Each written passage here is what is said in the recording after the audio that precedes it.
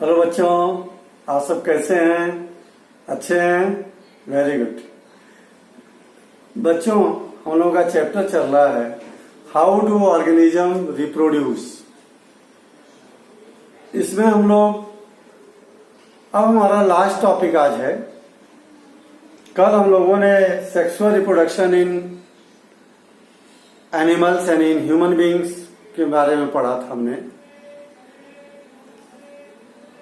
आज हम लोग लास्ट टॉपिक है population control. Population control topic का नाम हम लोगों का।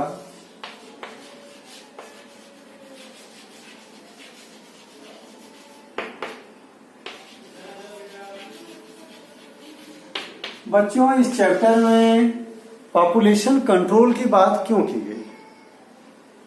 पॉपुलेशन कंट्रोल करने की जरूरत क्या है? What is need to control the population? What is need to control population? Population को रोकने की, कंट्रोल करने की जरूरत क्यों है? बच्चों, सीधी सी बात है कि अगर हमारे देश की जनसंख्या बढ़ती है तो ये मत सोचो कि नेशन का ही नुकसान है, फैमिली का भी नुकसान है। जो इकोनॉमिक कंडीशन है परिवार की, वो रियून होगी। परिवार में अगर 2 बच्चे हैं तो जो भी अर्निंग आएगी वो दोनों बच्चों के ऊपर खर्च होगी, तो दोनों बच्चे अच्छे से कपड़ा पहनेंगे, अच्छे से खाना खाएंगे, उनकी सभी रिक्वायरमेंट की पूरी होगी। लेकिन अगर वही फैमिली में 4-5 बच्चे हो गए तो सबकी जरूरतें बढ़ जाएंगी और सबको बराबर पर्याप्त चीजें नहीं मिलेंगी। यानी जो ग्रोइंग पॉपुलेशन है, इट रियून का मतलब रद्द करना, डैमेज करना, ruin the economic condition of family as well as nation. एक रीजन तो ये जरा आंसर में इसके लिखेंगे, because it ruin the economic condition of family and nation।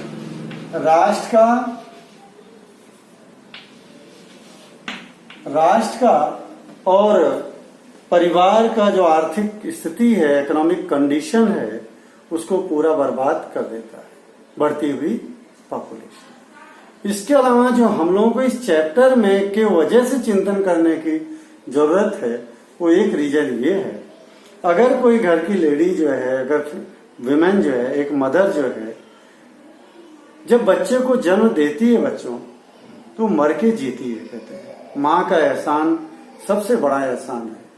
कभी भी कोई व्यक्ति माँ का कर्ज पूरा नहीं कर सकता, चाहे जितना प्रयास कर ले। कारण जब माँ अपने बच्चे को जन्म देती है, बोलते हैं दूसरा जन्म होता है, उसको इतना पेन होता है, इतना कष्ट होता है। इसलिए डिलीवरी को लेबर नाम भी दिया गया है। एक तरह से मदर लेबर करती है भयंकर रूप से पूरे जिंदगी भर का। तो मदर को एक तो बार बार डिलीवरी अगर होती है तो कष्ट अपनी जगह है, इसके अलावा उसका पूरी हेल्थ डैमेज हो जाती है। कारण क्या है कि जो बेबी का गेस्टेशन पीरियड 9 मंथ का है, 9 महीने के दौरान जो बेबी है मदर के बॉडी से सभी न्यूट्रिएंट लेता रहता है, कैल्शियम है, आयरन है, सब कुछ लेता रहता है। इसीलिए फीमेल में जनरली बोन की प्रॉब्लम ज्यादा होती है, क्योंकि उनके बॉडी का जो बोन है, एक्चुअल में बोन का कैल्शियम जो है वो बेबी ज्यादा यूज करता है। इसलिए 9 मंथ के पीरियड तक तो वो, और ऐसा ही अगर पीरियड पूरे लाइफ में अगर 2 बार हुआ तब तो ठीक है, चलेगा। लेकिन जहां 5 से 6, पहले लोगों के 6 से 7 बच्चे होते थे, आज भी कुछ लोगों के यहाँ हो रहे हैं। वहां की फैमिली की जो डैमेज है, हेल्थ की जो है वो डैमेज हो जा रही है। तो मेन इस चैप्टर में डिस्कस करने का मतलब यही है कि it ruin the health of the women. Number 2, ruin health of women. या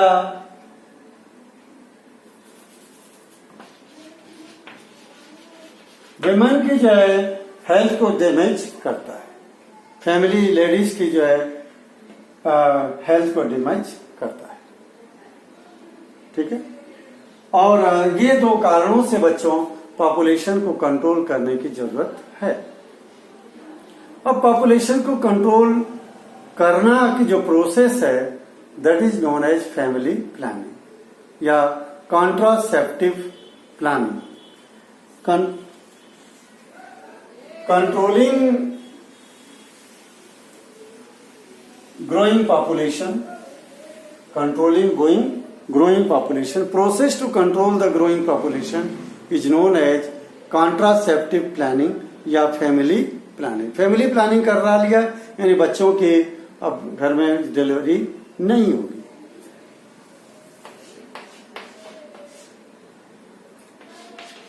फैमिली प्लानिंग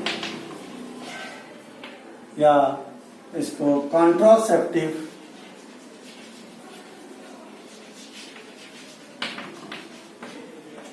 प्लानिंग भी कहते हैं। इसका मतलब process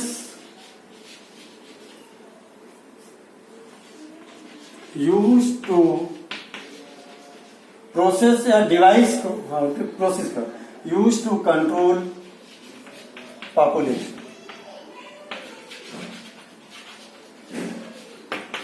is called family planning. और जो डिवाइस यूज करेंगे, मेडिसिन यूज करेंगे, उनको हम कॉन्ट्रासेप्टिव पिल्स, अगर मेडिसिन है कॉन्ट्रासेप्टिव पिल्स कहेंगे, कोई डिवाइस यूज करें तो कॉन्ट्रासेप्टिव डिवाइस भी कहते हैं। कॉन्ट्रासेप्टिव पिल्स गोलियां, medicine used to control population। जो भी दवाई यूज करेंगे पॉपुलेशन को कंट्रोल करने के लिए उसको हम कहेंगे कॉन्ट्रासेप्टिव पिल्स। और कॉन्ट्रासेप्टिव डिवाइस यानी कोई भी डिवाइस, यंत्र, कोई भी चीज यूज करते हैं दवाइयों के अलावा, that is known as contraceptive device. Contraceptive device यानी वही device use to control population. Population को कंट्रोल करने के लिए जो भी डिवाइस यूज करेंगे वो क्या कहलाएगी? 3 बातें होंगी। कॉन्ट्रासेप्टिव डिवाइस जैसे कॉन्डोम है, डायाफ्रेगम है, कॉपर टी है, इनको हम बोलते हैं कॉन्ट्रासेप्टिव डिवाइस। ठीक है, device use to control population.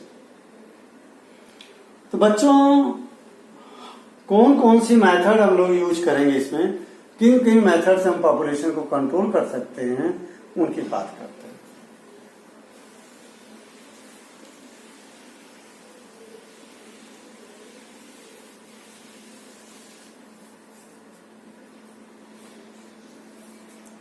There are 3 methods या 4 मेथड कह लो to control the population. Number 1 barrier method, पहले इसका डिस्कस कर लें, और फिर chemical method, surgical method, contraceptive devices, उनकी बात करेंगे। पहले कौन सी मेथड है? Barrier method.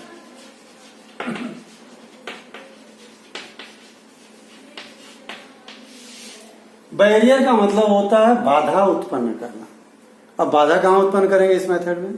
जो मेल ने फीमेल के बॉडी में स्पर्म डाला है और फीमेल के बॉडी में जो एग है, एग और स्पर्म के रास्ते में कोई बैरियर खड़ा कर देना, जिससे स्पर्म एग तक पहुंच ना पाए। इसको कहेंगे बैरियर मेथड। ठीक, यानी इसके लिए दो डिवाइसेस अवेलेबल हैं, मेल के लिए भी है, फीमेल के लिए। मेल के लिए क्या यूज करते हैं? कॉन्डोम।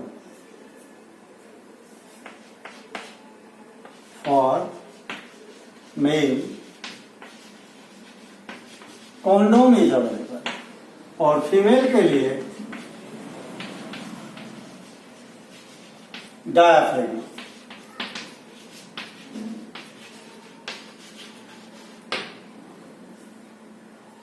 Condom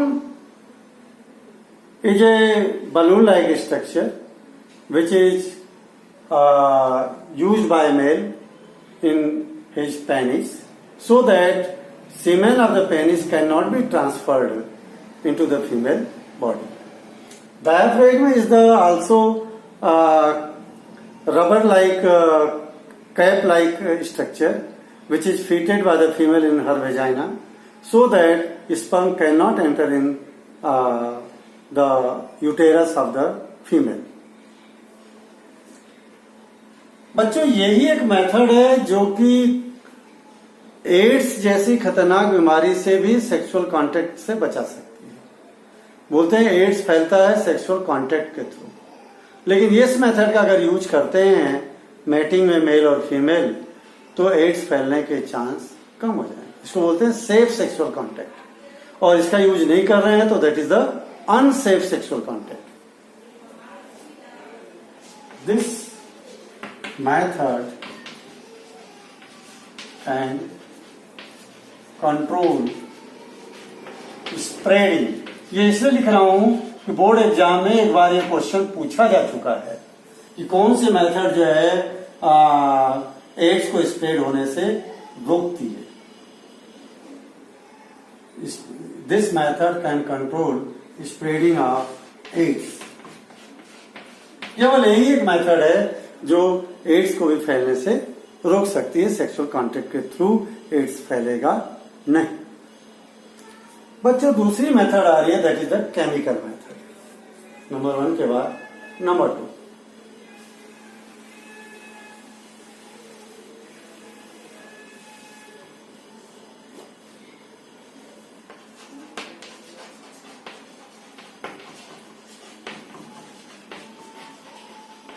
केमिकल मेथड के बारे में खास बताऊं, it is not for the male, it is available only for the female. केवल फीमेल के लिए है।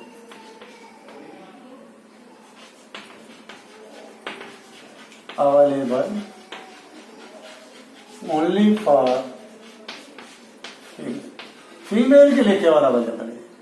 इसमें क्या होता है, दो तरह के केमिकल अवेलेबल है, ओरल पिल्स और वेजाइनल पिल्स।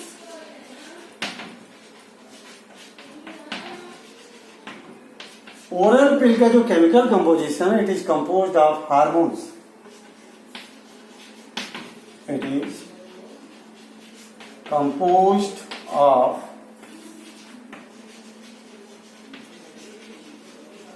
हार्मोन्स। पिल्स माने गोलियां, दवाई की गोलियां। तो अगर ये फीमेल जो है डेली अगर जो है एक गोली खा लेती है तो इसमें क्या होता है, हार्मोन्स होते हैं। ये हार्मोन सीधा ओवरी पे अटैक करते हैं, ओवरी को मना कर देते हैं कि वो एग को रिलीज ना करे। यानी क्या होता है ये, इट इनहिबिट्स का मतलब रोकना। It inhibits the ovary not to release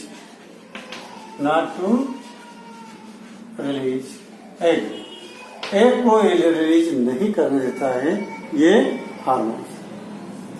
vaginal pills क्या करेगा, इस पिल्स को विमन जो है, ये देखना है बता दूं, ओरल पिल, ओरल मतलब माउथ, ओरल का मतलब माउथ, मुंह के थ्रू गोलियों को लेना। बच्चों, ओरल का मतलब माउथ, पिल्स मानी गोलियां। जिन गोली को फीमेल माउथ के थ्रू ले लेती है, इससे नाम रखा गया ओरल पिल्स। इसमें फीमेल को हर रोज एक गोली लेना पड़ता है, जिससे जो है एग रिलीज होने के कोई चांस नहीं होते हैं। वेजाइनल का मतलब हो गया वेजाइना, फीमेल में वेजाइना मैंने समझाया था आपको कल। वेजाइना के अंदर पिल्स को रखा जाता है, गोलियों को, और it is composed of spermicide. It is composed of स्पर्मिसाइड्स। आपने इंसेक्टिसाइड का नाम सुना है। इंसेक्टिसाइड क्या करता है? इंसेक्ट को मारता है। स्पर्मिसाइड क्या करेगा? स्पर्म को मार देगा। जैसे ही मेल फीमेल के बॉडी में वेजाइना में स्पर्म रिलीज करेगा, ये जो है स्पर्मिसाइड्स गोलियां उस स्पर्म को किल कर देंगे। क्लियर? तो विच किल स्पर्म, जो कि स्पर्म को मार देती है, इसलिए नाम रखा गया स्पर्मिसाइड्स। तो सेकंड मेथड हो गई। थर्ड मेथड की बात करते हैं हम लोग, that is the surgical method.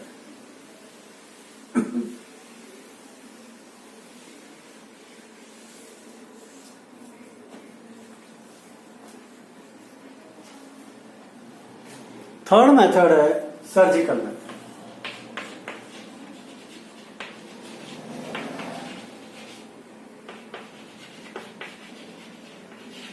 Surgery से, इसमें क्या करते हैं, मेल और फीमेल की सर्जरी होती है। परमानेंट मेथड है, तो वो दोनों जो है टेम्परेरी मेथड है। ये उनमें बाद में फिर बच्चे हो भी सकते हैं। अगर कॉन्डोम का यूज, डायाफ्रेम का यूज बंद कर दें तो फर्टिलाइजेशन हो जाएगा, बच्चे होंगे। और ओरल पिल्स, वेजाइनल पिल्स में पिल्स की यूज बंद कर दें तो फर्टिलाइजेशन होगा, बच्चे होंगे। लेकिन अगर सर्जिकल मेथड अडॉप्ट कर लिया, इसके बाद में कोई चांस बच्चा होने का नहीं है। तो surgical method is available for both, दोनों के लिए, मेल और फीमेल। नंबर 1 जो है फॉर मेल, देखिए ये है वेसेक्टॉमी। इस मेथड का नाम क्या है? वेसेक्टॉमी। वेसेक्टॉमी का मतलब हो गया वास डिफरेंस को अगर काट करके, आपको मैंने डायग्राम में दिखाया था, जिससे मान लीजिए किडनी है, किडनी से जो ट्यूब निकल रही है, पाइप निकल रही है इस तरह से, ये है vas deferens.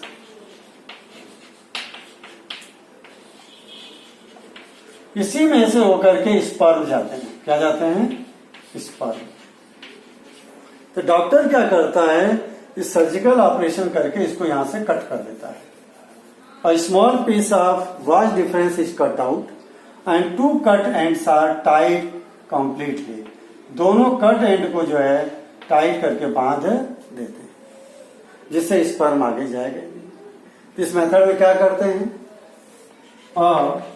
Small piece of was difference is cut out by doctor and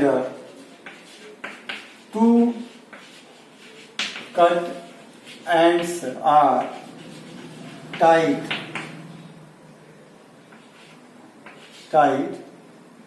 perfectly। Perfect रूप से उनको टाइट करके बांध देते हैं। ये तो हो गया कौन सा? मेल वाला वेसेक्टॉमी। सेम ऐसे ही फीमेल का देखें, जिसको हम कहते हैं ट्यूबेक्टॉमी।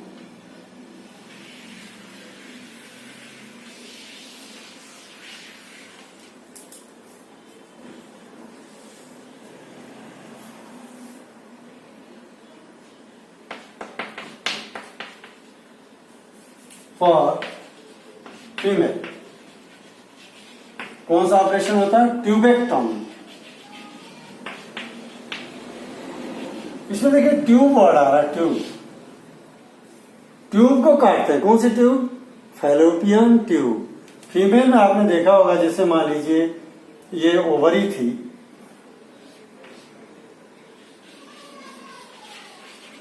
ये क्या है? ओवरी। ओवरी से मैंने दिखाया था इस तरह से फैलोपियन ट्यूब, इसका नाम क्या है? Fallopian tube. बच्चों, इसी ट्यूब को डॉक्टर यहां से कट करके छोटा सा एंड निकालेगा यहां से, और दोनों कट एंड को जो है टाइट करके बांध देगा। तो एग जो है ओवरी रिलीज भी करेगी तो फैलोपियन ट्यूब में आएगा ही नहीं, तो फर्टिलाइजेशन होगा ही नहीं। यहां पर भी वही सेम चीज, small piece of fallopian tube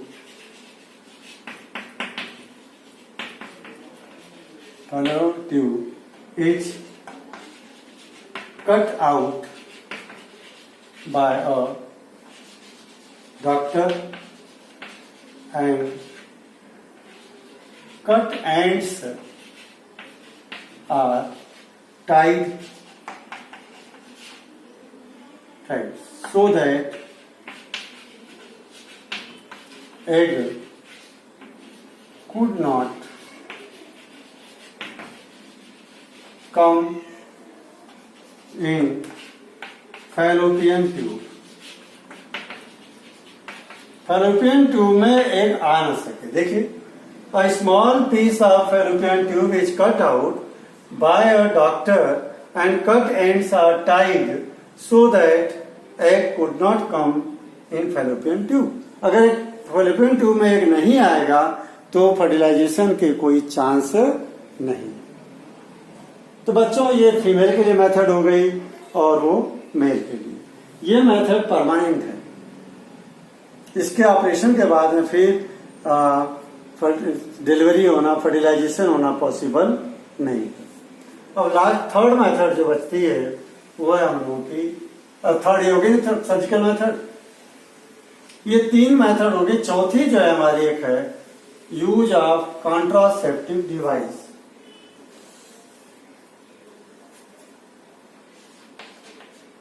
fourth,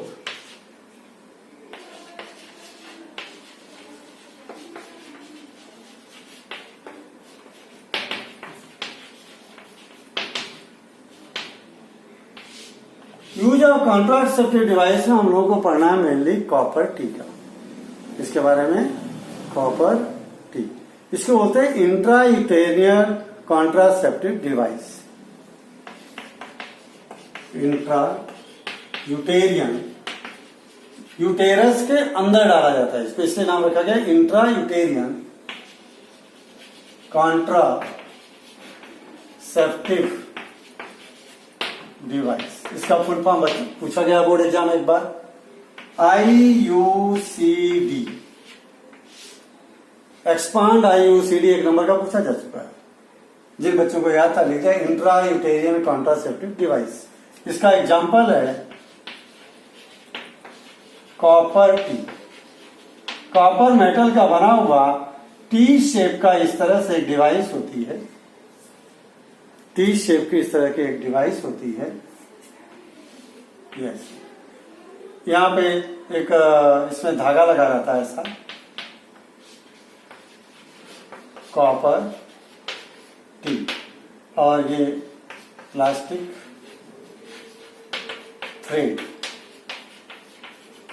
इसको क्या करना होता है, ट्रेन्ड नर्स या डॉक्टर के मदद से फीमेल के वेजाइना यूटेरस में इंसर्ट कर दिया जाता है। अब ये क्या करेगा, ये जो यूटेरस में अंदर चला जाएगा तो जो फर्टिलाइज्ड एग है, फर्टिलाइजेशन से नहीं रोक सकता, लेकिन फर्टिलाइज्ड एग जब यूटेरस में आता है, ये जाकर के पूरा यूटेरस की दीवार को कवर कर लिया। यूटेरस एग आकर के उसमें इम्प्लांट होना चाहेगा तो उसको इम्प्लांट होने नहीं देगा। Prevent the implantation of fertilised egg, यानी एम्ब्रियो। इट प्रिवेंट इम्प्लांटेशन, कल पढ़ा दिया था इम्प्लांटेशन आपको, इम्प्लांटेशन ऑफ एम्ब्रियो यानी fertilised embryo in uterus wall. जैसे अगर मान लो जायगॉट है, जायगॉट में जैसे सेल डिवीजन शुरू हो गया, 2-4 सेल बन गई, तब ये कहलाएगा एम्ब्रियो। और जायगोट बनते से सेल डिवीजन इसमें स्टार्ट हो जाता है और यूटेरस की दीवार में जाते जाते ये बन जाता है एम्ब्रियो, और ये एम्ब्रियो को इम्बेड होने से रोकता है। तो चौथा पॉइंट ये हो गया कंप्लीट। अब बच्चों लास्ट हो गई एसटीडी, एक टॉपिक छोटा सा बचा हुआ हमारा, सेक्सुअल कंट्रोल। पॉपुलेशन कंट्रोल का टॉपिक कंप्लीट हो गया, पॉपुलेशन कंट्रोल का टॉपिक हमारा कंप्लीट हो गया। अब जो टॉपिक बचा that is the sexually transmitted disease, ads.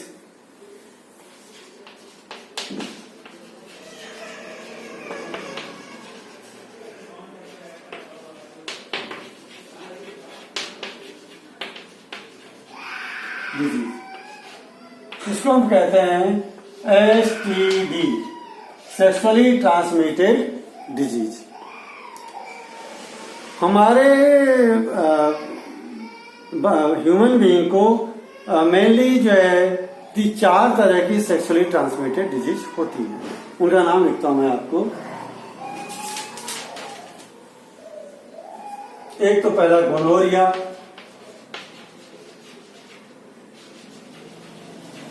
Gonorrhoea, दूसरा सिफिलिस, तीसरा वॉर्स, चौथा एड्स। ये 4 बीमारियां जो हैं जनरली होती हैं। इनको सेक्सुअल ट्रांसमिशन यानी सेक्सुअल कांटेक्ट के दौरान ये बीमारियां एक से दूसरे को फैल सकती हैं। गोनोरिया, सिफिलिस, वॉर्स और एड्स, इनमें से ये जो दोनों हैं कास्ड बाय बैक्टीरिया, और वॉर्स जो है ये इसकी बात कर रहा हूं, ये दोनों ही होती हैं कास्ड बाय वायरस। ये वायरस से होती है, 2 वायरस से होती हैं, 2 बैक्टीरिया से। इनमें से जो बच्चों शुरू की 3 हैं, ये तीनों क्यूरेबल है।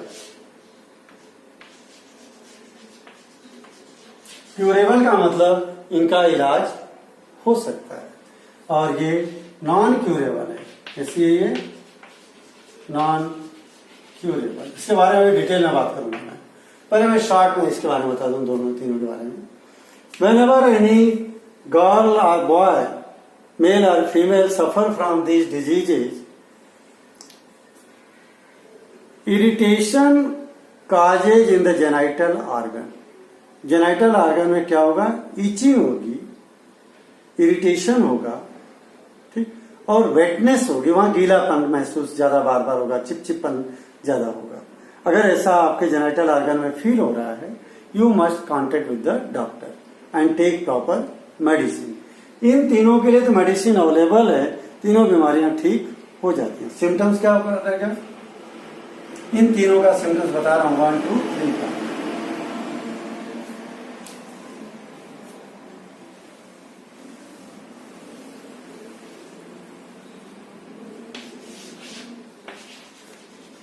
causes irritation, itching,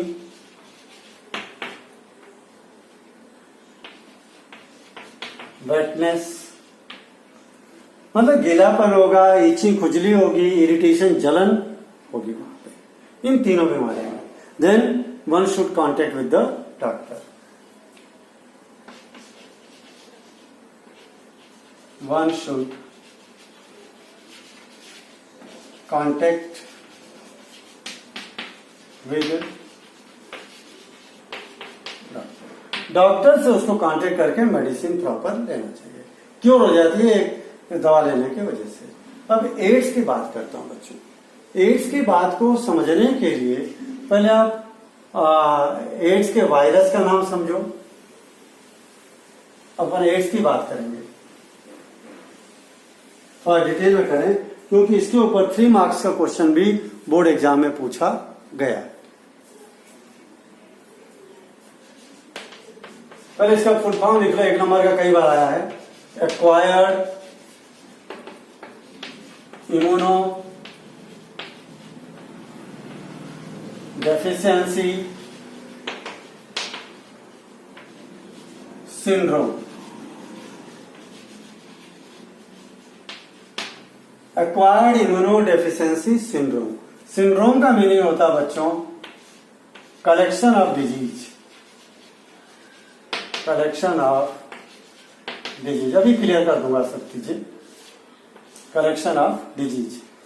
और इसका जो वायरस का नाम है HIV, ह्यूमन एक्वायर्ड इम्यूनो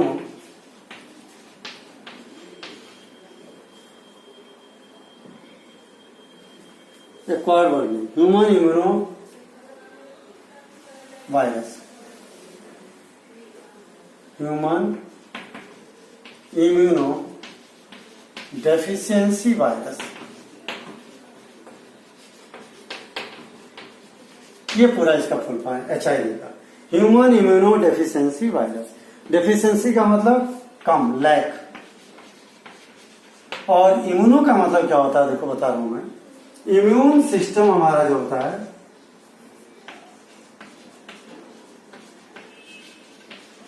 हमारे बॉडी का एक ऐसा सिस्टम जो डिजीज से फाइट करता है। System of our body which fight against germs and infection. System of our body which fight against germs and infection. जो सिस्टम हमारा जर्म्स और इन्फेक्शन से फाइट करता है उसी को हम कहते हैं इम्यून सिस्टम। तो जैसे ही अगर ये वायरस आपके बॉडी में आता है तो आपके इम्यून सिस्टम को डेफिशिएंट कर देता है। इम्यून सिस्टम मतलब बीमारी से लड़ने की क्षमता को डेफिशिएंट कर देता है, यानी लैक कर देता है, कम कर देता है, कम कर देगा इसको, ठीक। लेकिन बच्चों किसी के बॉडी में जैसे HIV वायरस पॉजिटिव हो गया इसका मतलब नहीं कि उसको एड्स हुआ। एड्स नहीं है। अगर कोई व्यक्ति HIV वायरस से संक्रमित हो गया है तो उसके कोई सिम्टम्स नजर न आते नहीं है, ठीक। वो क्या करेगा कि उसके इम्यून सिस्टम को डैमेज वायरस कर देगा। अब अगर वो व्यक्ति चाहे तो अपने को सेफ रखे, दूसरी बीमारियों से बचाए। आदमी मरता किससे? HIV वायरस से नहीं मरता है, एड्स से मरता है। अब एड्स क्या है? HIV वायरस ने हमारे इम्यून सिस्टम को वीक कर दिया। अब हमारे शरीर को किसी बीमारी से लड़ने की क्षमता नहीं है। जुकाम हो गया, कोल्ड हो गया, ठीक नहीं होगा। मलेरिया हो गया, ठीक नहीं होगा, कोई भी दवाई ले लो, ठीक है, क्योंकि हमारा इम्यून सिस्टम वीक है। और टिटेनस हो गया, TB हो गई, ये सब बीमारियां अगर शरीर में एक हुई तो दूसरी हो गई, तीसरी हो गई, चौथी हो गई, ये ठीक होंगी ही नहीं। अब ऐसे घर हमारे शरीर में 8-10 बीमारियां एक साथ जब घर बना लेती हैं, that situation is known as AIDS. उस सिचुएशन को हम एड्स कहते हैं, कलेक्शन ऑफ डिजीज। आदमी HIV से नहीं मरा, किससे मरा? एड्स मरा। कई सारी जो बीमारियां बाहर से आई हैं उनसे मरा। क्लियर है? तो एक व्यक्ति जो HIV पॉजिटिव है वो एड्स होने से बच सकता है। कैसे बचेगा? वो दूसरे लोगों के कांटेक्ट में न जाए। जैसे अभी कोरोना चल रहा है ना, अपने घर में रहो, सेफ रहो, दूसरे से मत जुलो, मिलो जुलो, भीड़ वाले इलाके में मत आओ जाओ। सेम वही चीज इसको, अगर इसको HIV इन्फेक्शन हो गया है तो लोगों से कांटेक्ट बंद कर दे, दूर से नमस्ते कर ले और भीड़ वाले इलाके में न जाए, ताकि दूसरी बीमारियां इसके ऊपर अटैक ना करें। अगर दूसरी बीमारियां अटैक नहीं करेंगी तो उसको एड्स नहीं होगा। क्लियर? अब बच्चों, एड्स एक से दूसरे को फैलता कौन कौन से मेथड से है और कैसे हम कंट्रोल करेंगे ये भी जानना जरूरी है।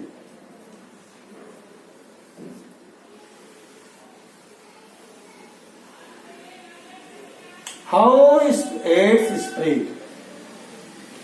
इस एड्स फैलता कैसे, हाउ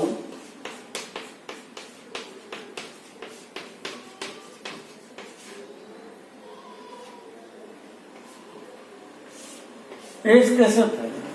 पहला हो गया अनसेफ सेक्सुअल कॉन्टेक्ट।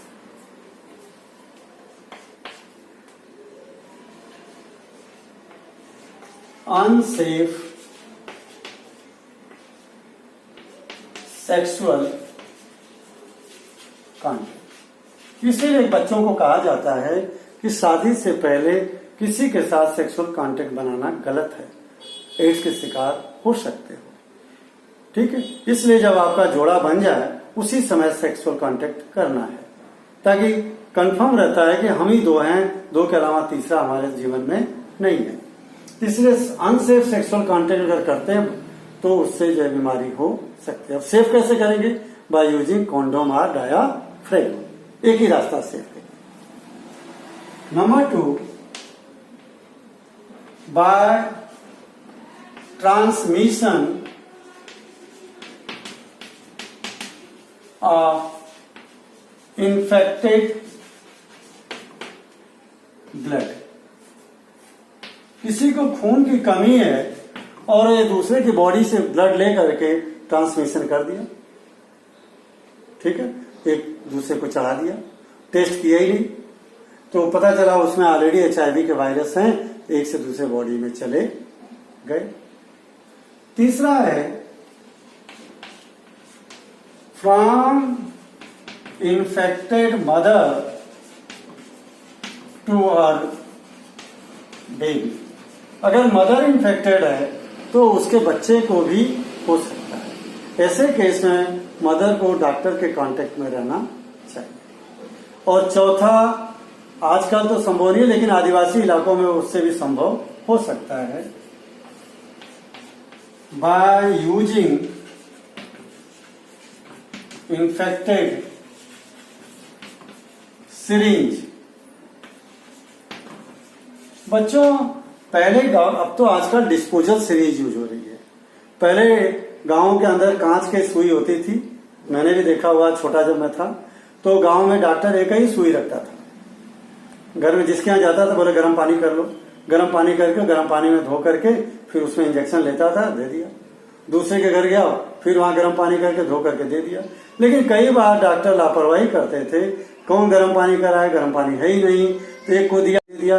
तो अगर एक व्यक्ति इन्फेक्टेड है तो कई को इन्फेक्शन फैल जाता था। इसलिए इन्फेक्टेड सिरिंज का यूज करने से भी फैलता। आज भी आदिवासी इलाकों में बहुत से झोला छाप डॉक्टर यही करते हैं, लेकिन मार्केट में डिस्पोजल सिरिंज आ गई हैं, हार्डली 3.5, 4, 5 रुपए में मिलती हैं, उनका यूज होना चाहिए। अब बचना है तो बचने के लिए क्या करोगे, डू अनसेफ सेक्सुअल कॉन्टेक्ट जगह डू सेफ सेक्सुअल कॉन्टेक्ट, ये लिखना है।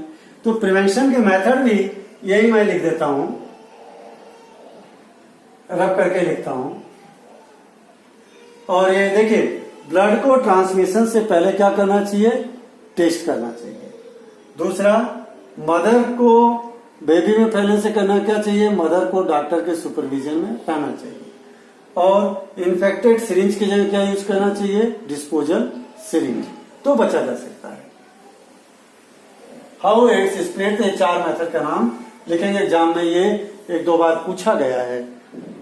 हाउ एड्स स्प्रेड और how we can prevent the AIDS, ये भी आ सकता है।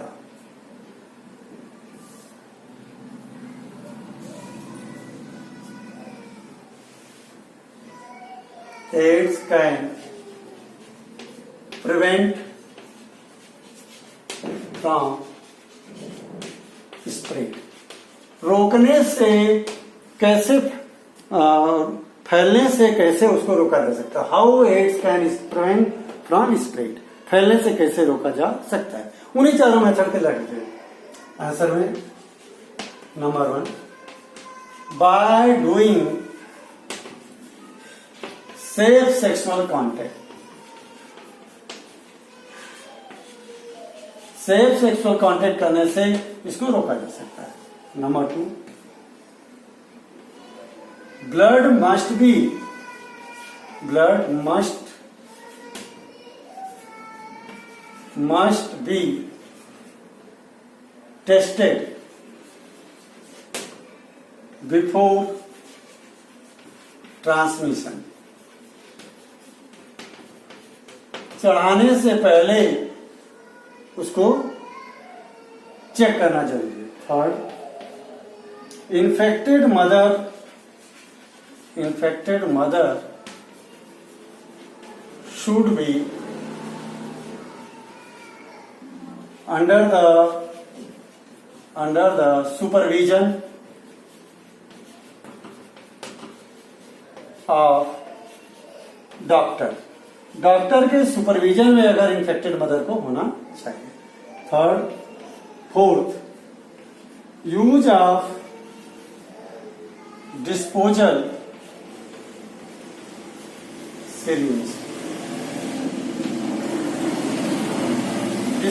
सिरिंज का यूज करना चाहिए जिससे एड्स फैले ना। ये 4 मेथड से हम रोक सकते हैं और 4 ही मेथड है एड्स को फैलने की। इनके अलावा हाथ मिलाने से, एक साथ बैठने से, उठने से एड्स फैलता नहीं। तो बच्चों, इस टॉपिक के साथ में हमारे चैप्टर ओवर होता है, कंप्लीट होता है। ओके बच्चों, हैव ए गुड डे।